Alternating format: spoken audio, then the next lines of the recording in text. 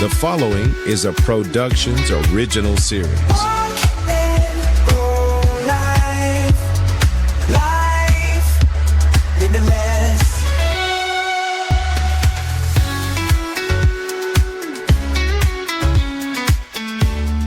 Hello and welcome to Walk and Roll Live. I'm Doug Vincent, joined by Addie Rich. Our podcast is dedicated to amplifying the voices of the disability community.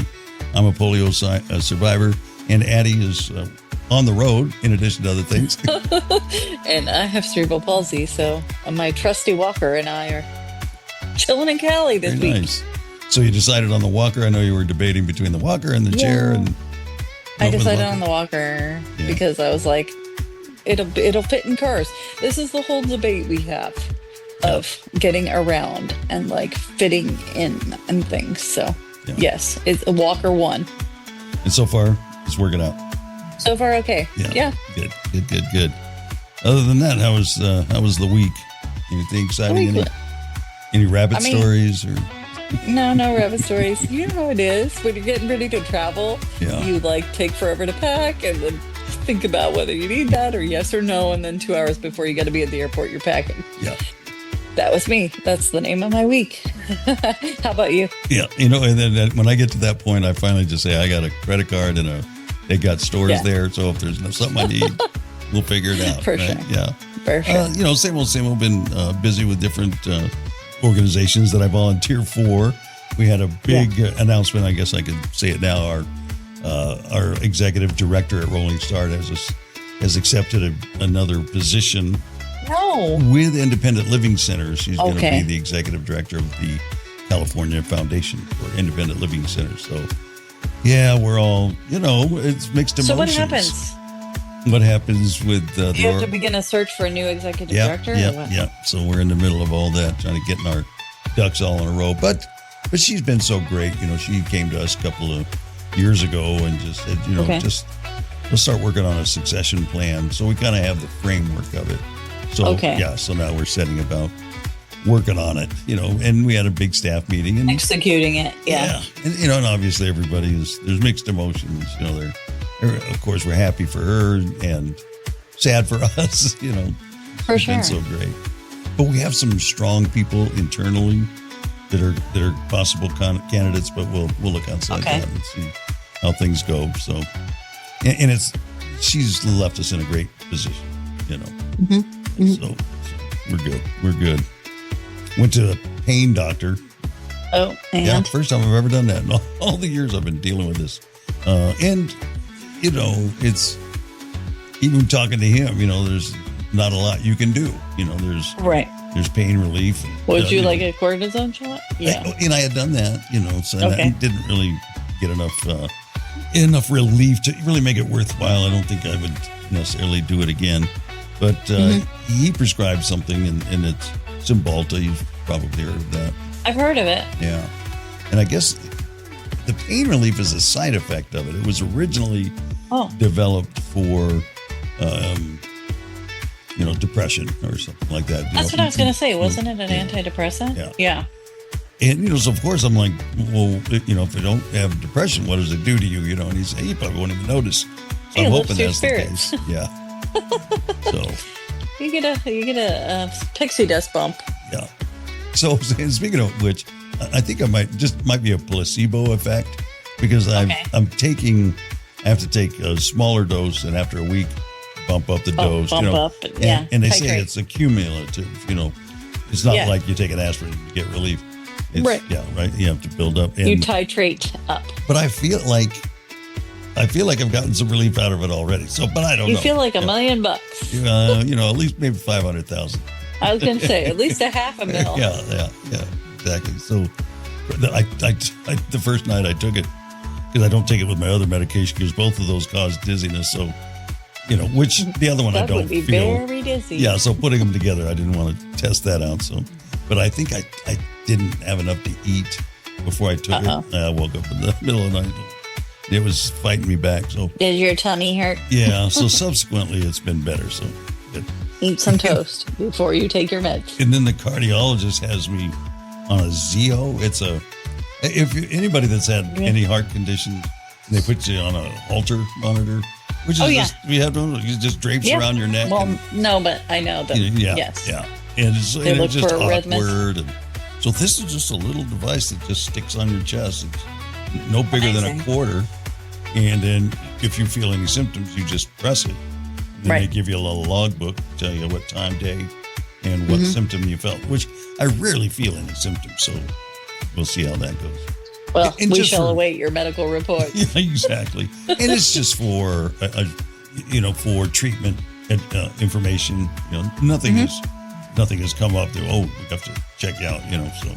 Good to know. Yeah. I'm not taking over the show anytime soon, so. Right. Sorry, you have an obligation. So that's my week. Yeah, good one. Want to thank Gilmar Arana for coming on last week. His episode is doing really well. So thank you for joining us. His story is resonating with people, as they say. Yeah, he gave us a good bump right out the gate. Yeah.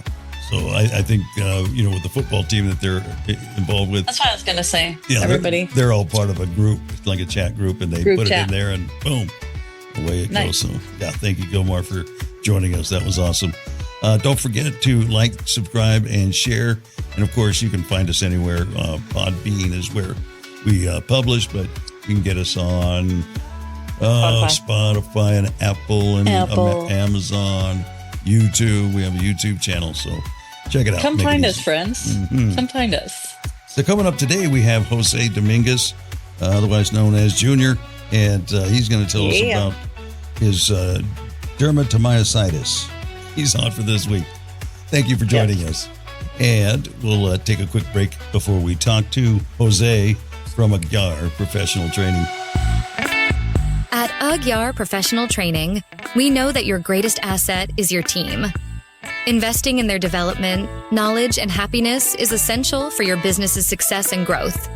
To achieve new heights, it's important to hire intelligent, talented individuals and empower them to excel in their areas of strength and passion. Aguiar is committed to transforming your employees into happier, more productive, and fulfilled individuals. When your team thrives, your business prospers. Wise leaders understand that providing team members with opportunities to shine in their strengths unlocks untapped potential. Elevate your team with Aguiar Professional Training and witness the growth of your business.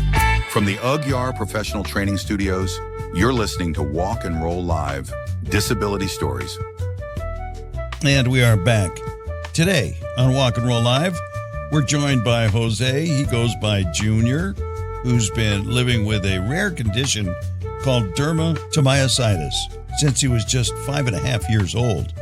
That's nearly 4 decades of resilience, learning, and pushing through the ups and downs.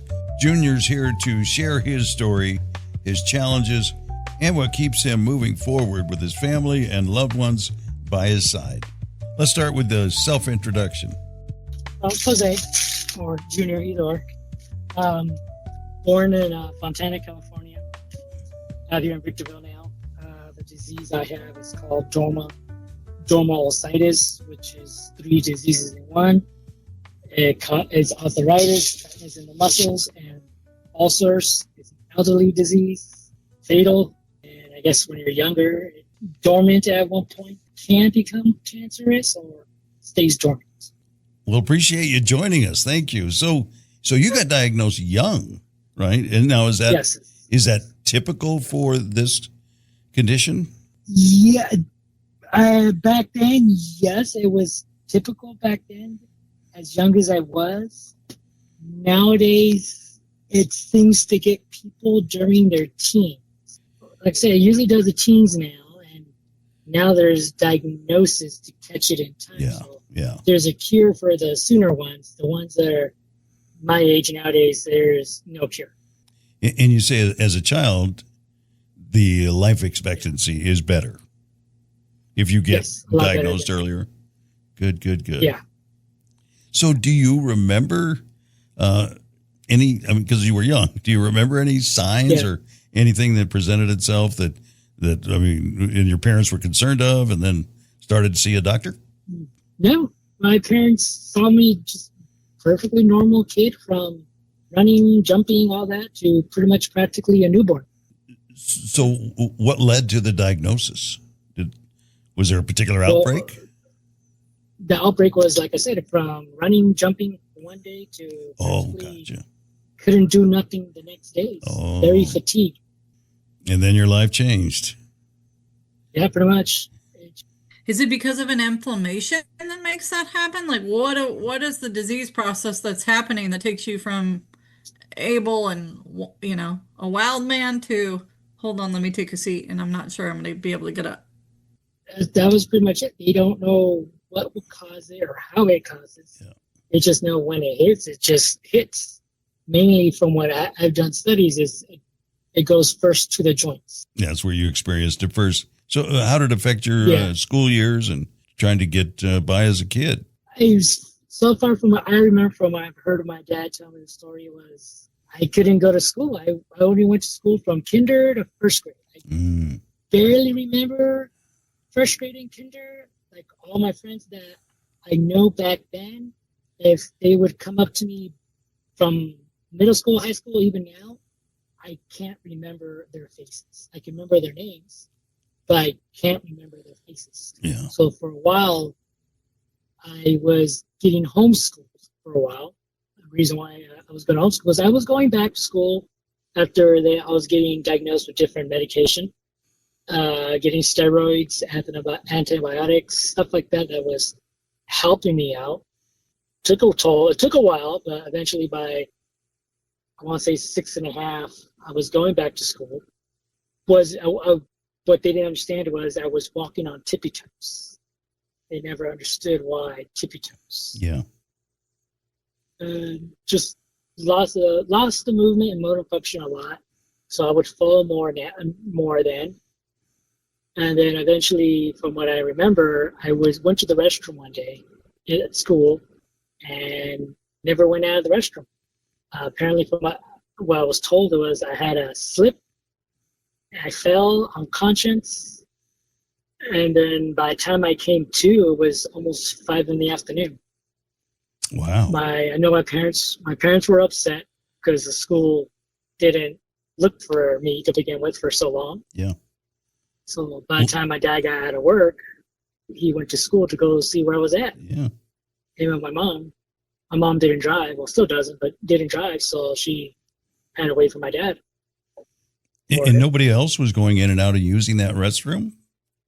Not that I know of. Nobody was using that restroom. Yeah.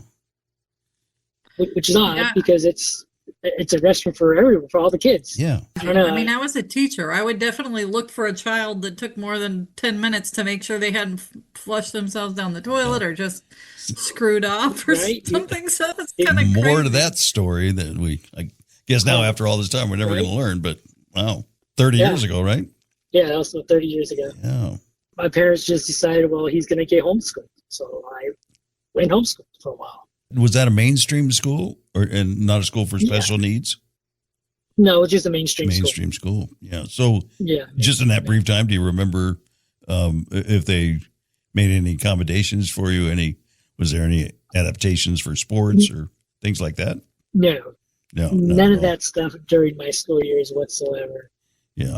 Elementary, middle, high school, none of that was around. So even when you went back to school, there was nothing? Yeah. Wow. It was nothing, yeah. It was just learn how to do it yourself and figure it out, which that was pretty much how I learned my life. It was, figure it out. You got to do it one way or you can't succeed. Now, I met you through the Rolling Start wheelchair support group, so I know you you use that. But are you mobile in other ways? Can you walk a little or? No, I cannot. No. And then back then, same thing? Well, back then I was able to walk. I was able to walk on tippy toes. Yeah. So it's just deteriorated over time. Yeah, just deteriorated. Yeah. Eventually the disease thought that, or my body thought that my kneecaps were broken. Mm-hmm. So it built bone over bone over bone. So now it's just a massive callus over it where it's 100%, 99% chance I could become paralyzed or 1% chance I could walk again. If you were to do a surgery? Yeah, if I do a surgery. So I see it as, I'm okay. I can do without it. Yeah. You'll take a seat. Question. So is it a genetic disease or do they know do they know what triggers it? They have no idea if it's in the family line, what triggers it. No clue. All they know is nowadays is to catch it is they'll notice redness on your knees and your elbows and shoulders. Just red, like a rash, they say. Yeah. Basically like a redness from the inflammation that it gets so irritated the heat is showing on the exterior. Yeah, pretty much it. And that's one thing that my body don't like is the heat as well. Yeah. Because when I get heat, my joints eventually flare up and all that. If it gets cold, joints do the same thing. Right. Overuse, does that trigger them? Yeah, overuse, too much using. Yeah. Stuff like that. And what it is, too, it weakens your immune system. So instead of getting a regular cut that'll just go away right away, it could take up to weeks or months for just that small cut to heal itself. So it is really like a conglomeration of diseases have all decided to high five and meet up in your body. Exactly. Yeah. That's pretty much it. Yeah. It's one thing that just presents in a bunch of different ways and has different complications. It does. It does. Yeah. You mentioned ups and downs. What are those ups and downs, and what do they look like for you, physically, emotionally, even socially? Oh man, a lot of it. Ups and downs. One of them is people say, you gotta respect yourself. I times where I do respect what I can do, and there's times where I know I could do better. When it comes to talking to people, I could talk to people, but depends who wants to listen to me or who don't want to hear me out. The ones that don't hear me, oh well, that's on them. Yeah, we kind of live in a culture that advocates for pushing through the pain, and you work harder and you can overcome. But where it comes to physical disabilities, sometimes resting can be your best friend, and it will lead to being able to actually do more if you take those brief rests from time to time, right? Yeah, very true, very true. Easier said than done, Doug. Yep, very true, very true. Easier said than done. Yeah, just everyday stuff. That's how it goes. I know I do a lot for what I can do. 3 kids, taking care of 3 kids, driving, climbing stairs up and down. Yeah. It's a fun thing to do. So you still can ambulate. What's the word I'm looking for? You're still ambulatory enough to navigate stairs. Yes, I still can navigate stairs when you need to, right? Yeah, when I really need to, which is at home every day. Oh goodness, gotcha. She's at home, yeah. So basically, when you're out and about, you use your chair, but when you're home, you ambulate as much as you can or need to. Yeah, pretty much. I guess duty calls, and you come to duties. Duty calls every day. Cool. Yeah, I got it. I have a 5-year-old, so duties every day until she goes to bed. Right. Yeah. Once it's bedtime, that's when it's time to rest. And I'm sure you're very efficient with your trips up and down the stairs, right?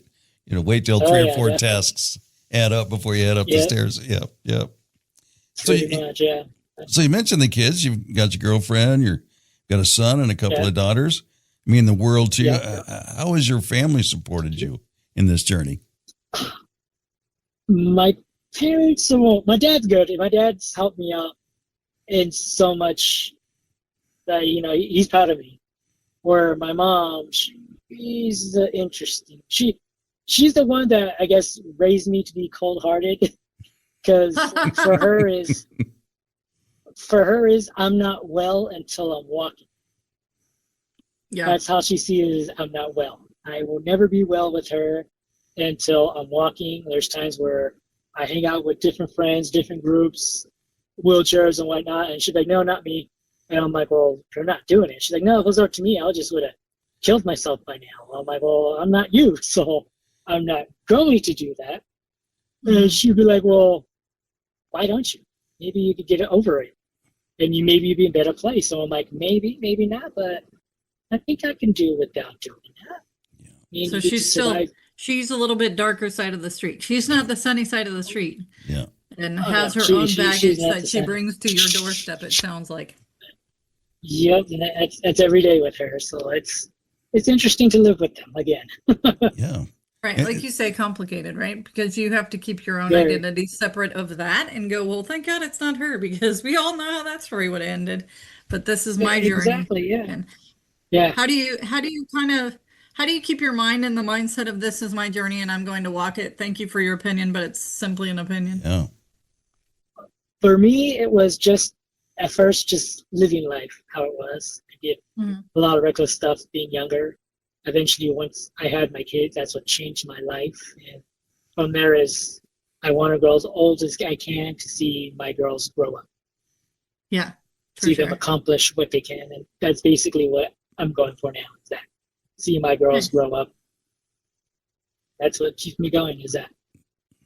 And how do you explain to them that you're different? Like, how has that been as a parent to explain to them that some days daddy's body says okay, and sometimes it says have a seat? Do they understand, or how have you kind of worked that? They don't seem to. I know my older daughter, older boy, they seem somewhat to understand. Mm-hmm. My youngest one, that's 5, I mean, I know she's too young to understand it, but they work with me as well as I work with them. So they know certain struggles I can't do that I know they can do it, so they do it. Yeah. So and how old are they? Comes out handy. One's 15, soon to be 16 on the 25th of this month. Okay. One turned 10 on June 3rd, and then the younger one turned 5 on May 19th. Okay. Happy birthday all the way around. I know. Happy birthday all the way around, and you like to have children 5 years apart. Just saying. Yeah, right, pretty much. Yeah, all 5 years, like if it was planned. All 5 years apart. Yeah, the girl math in my head went, oh, wow. All right, 5 years, yeah. My guy math says they're due for another one. Yeah. All right. Uh-oh. Right, due for another one. No, the girl math in my head is saying, run to your girlfriend. Yeah, right, pretty much. No, we're done. No more. Oh, no, nothing to give us a scoop here on Walk and Roll Live. Oh, no. No. Nothing yet. No. All righty. Yeah. Well, it sounds like, you're leading by example, though. I mean, they've seen you not giving in and working every day and doing the best you can. And that, even though they're at that age where it's, kids, it's all about them, but it'll pay off. They'll see it at some point. Yeah. It'll all click for them. Yeah. Yeah, eventually it will. Like, one I get to do nowadays, I get to teach my boy how to drive. So I've been doing that one. Oh, fun. He's not liking it. Well, he's not liking it, but I mean, little by little. Who likes it?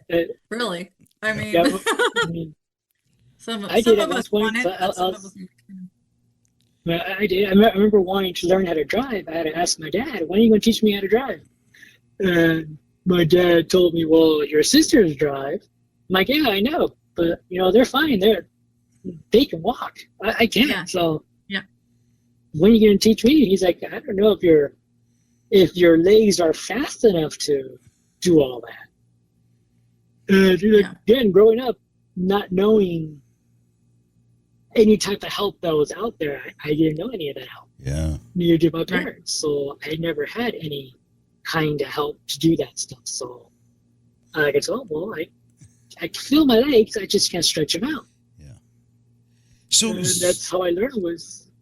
Well, I was just going to say that, now you're involved with Rolling Start, so you obviously know there's a lot of things available to you now. So you feel like you're kind of catching up and a whole new world is opening up?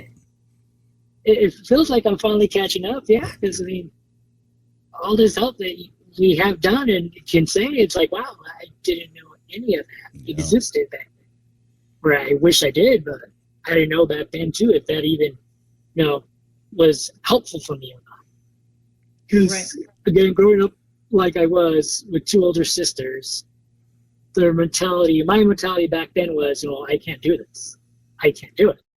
Or my older sisters would be, well, have you tried?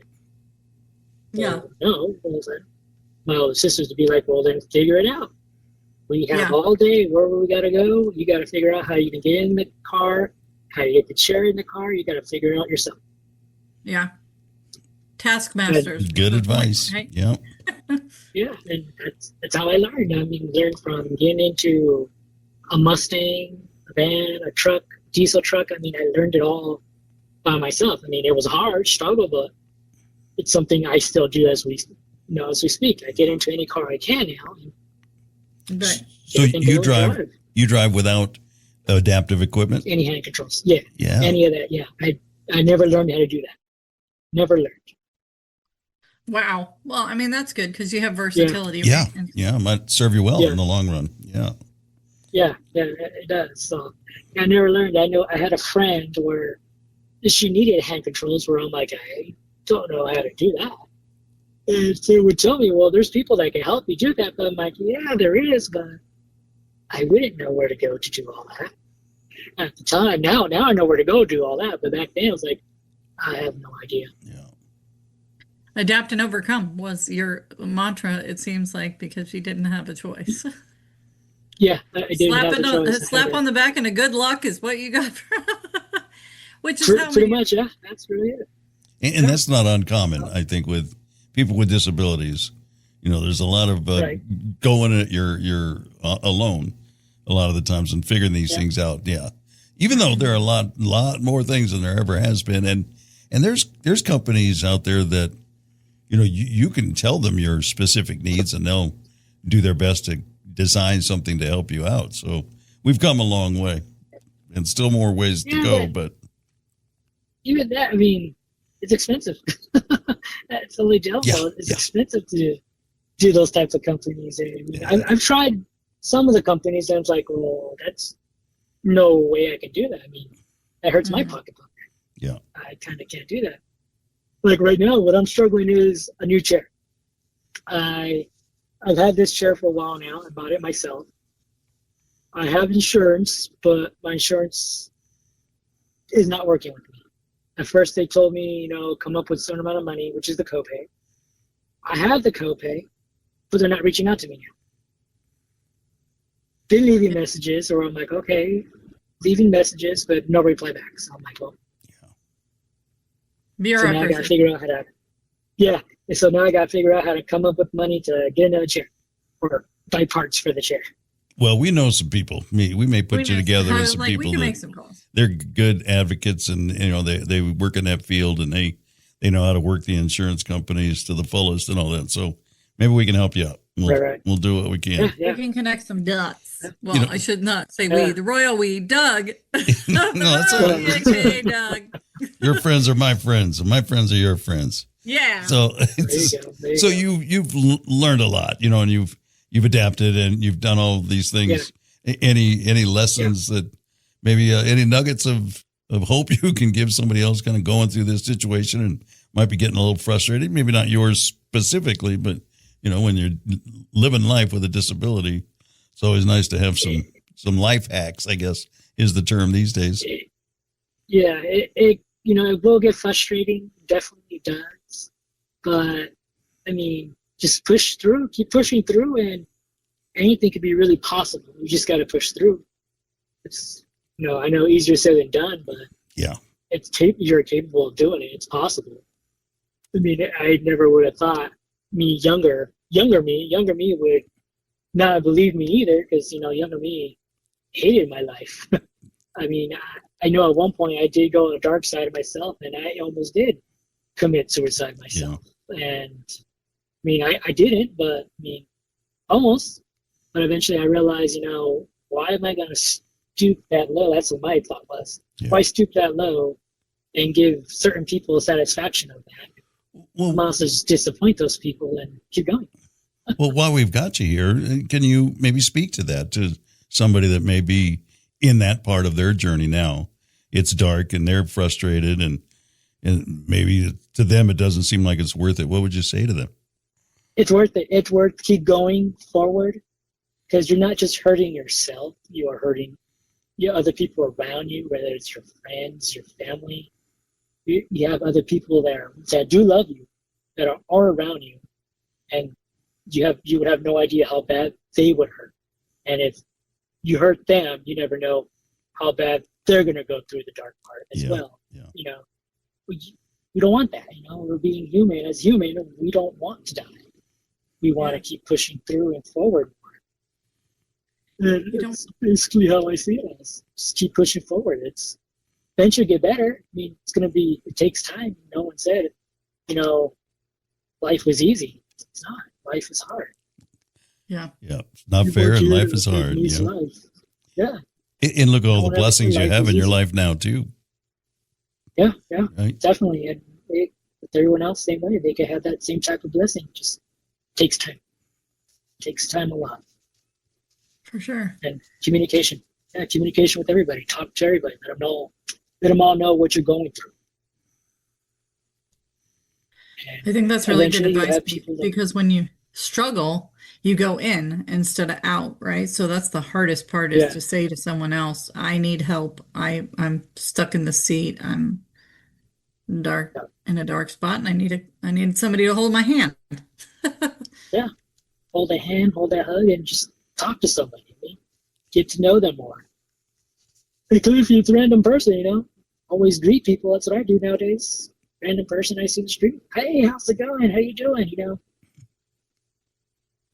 Have you met anybody else with your condition that you've been able to kind of share the experience and get some advice out of that?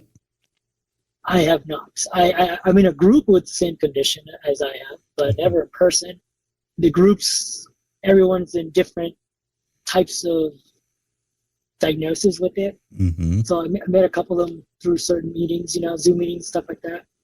And some are either really, really well or they look great. And there's some that just look like they're there, but they don't care no more. Or I've talked to them as much as I can, or I have told them, you know, there's still more light down there. Keep going.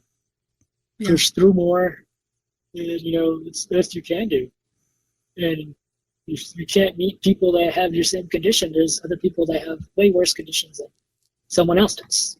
We talk a lot about, you know, the things we've been talking about here, the challenges to having a disability and those rough patches you go through and you come out the other side, God willing, and all that. Is there something you think you learned from having this condition that you may not have learned otherwise? You know, those silver linings that we all can find, I think. I have more patience now than I did back then. More patience in my body. So there's certain things where I know where I could be like, well, I can do that now. I'll look at it and be like, I could try it. But it's more like, no, I know I can't do it because it's going to be a bad outcome, or it's going to be, no, I can do it. It's just, I have to pick and choose how, I have to pick and choose how it's going to work. Yeah. Like I know a while back, back in 2001, 2002, I was on the couch, transferring to my chair to go restroom, and don't know how, but the chair slipped away from me, and when I fell, I broke 2 ankles. Broke both my ankles, and that was interesting. I broke them. I felt it, but I thought it was just a twist ankle. Yeah. Yeah. And I told the missus, you know, I think I'll be fine because she saw me fall pretty hard. She's like, "Are you okay?" I'm like, "Yeah, I'm fine. I'm fine." And then she's like, "Well, take a breather, and then eventually I got to go to work. You can pick up the kids." So I waited about 10 minutes, and the pain just got worse. So I told her, I think I got to go to the hospital. Not You're good. like, I'm not so fine. Yeah, I'm not so fine after all. The adrenaline of the fall had worn off. Yeah, pretty much. I had to cope with that for a while, which was more fun than anything else. But, you know, again, I healed over that part. It took a while because of the disease. It took about, I want to say, almost 2 years for me to fully heal. Aye. And that's because of the disease, how slow it takes to heal your body. So, that was fun. Well, I'm glad you're back. I'm glad you're back. And Same. In fighting a good fight still. That is awesome. Yeah. How it throws at me, I just got to keep going. So you've fought this for nearly 4 decades now. You're reflecting it all and looking towards the future and wondering what the health goals are, maybe the family goals, personal dreams that you have? Right. One is eventually save enough money to get a house for the family. Nice. That's one good goal I can say. Save enough for a house for the kiddos and me. Mm-hmm. And just seeing them grow up. Anything that helps with progression or with symptoms so that you have more longevity, or how is that? No, with mine, I guess I'm too far advanced and not advanced, because there's either people that are barely beginning, from when I talked to my doctor a while ago, there's people beginning, and then there's people that are fully cured, where I'm in the middle and they don't know why I'm in the middle. There's no person in the middle like I'm at. Usually the same years I've gotten, the same years I've had it, some of them are either well off, fully better, or they passed because it's turning to cancer, where me, for as long as I've had it, they're surprised I'm still alive and not well. So they don't understand why I'm there. And they don't know what to do to facilitate that healing. They don't, because they don't want to either mess it up or make it worse. It sounds like you're on board with that thinking too. Yeah, I really am. Yeah, the risk is a little too high for the reward. Right. It is. It's too high for me right now. Yeah. You just wink at them and tell them your magic and leave it at that. Exactly. So if there's somebody listening today and getting a diagnosis of this let's see if I can do it here. I'm gonna try to stick the landing here. Dermatomyositis. Yes. I know that wasn't smooth, but I think I got all the right syllables in the right order. You did. Good job, Doug. Good job. Thank you. So, welcome. Yeah. So, any encouraging words you have for somebody that's newly diagnosed? Don't be in a rush for anything. Take it slow. Listen to your body. If it's telling you can't, don't push it. Go as slow as possible. And if it takes you days or hours, there's no rush. Never be in a rush for anything, for the fact that unless the place is going to get up and walk away, then I would be like, yes, you should rush. Other than that, if nothing's going to get up and walk away from you, take your time. Take your time and take whatever medication you need to take and get on a really good diet. Because if you're on a bad diet, it does flare up certain joints. Stick with a good diet, good nutrition, eat your meals, and that's pretty much it. Very good. Thank you for coming on and sharing your journey with us here on Walk and Roll Live. We appreciate it. Oh, thank you very much for having me. Each week on Walk and Roll Live, we share honest and open stories of people living with a disability. I had a huge bruise from my mom's 9mm. It was a hollow point, and it went in diagonal up at an angle from just above my right ear to about the left side of my top of my head. Join us weekly for another powerful episode. Walk and Roll Live, wherever you get your podcasts. Life Limitless. Subscribe now. From the Ugyar Professional Training Studios, you're listening to Walk and Roll Live, Disability Stories. Morning light spills across the floor. I take a deep breath and think about what's ahead. Most days I'm moving without a hitch. Sometimes my body taps me on the shoulder and says, slow it down for a while. Life is good. I've got people I love and people who love me back. I get to chase what matters and laugh until I can't breathe. Some days I pause, but I never stop. Life rolls on, and I'm rolling with it. All right, time to bring this thing home. What are your thoughts on our guest today? So this is a super fascinating story. I love when we find a guest that is something I've never heard of and like is so curious, because it's like a bunch of diseases got married and decided to just be havoc. Yeah. Because we always think like, you know, oh my God, I couldn't do X or Y or whatever. And then you meet someone like Jose who's like, no, I'm grinding through it. I'm having a life. I'm doing this. And I love the positivity in his attitude. Yeah, he's got a great attitude, and he's very artistic too. Yeah. Yeah.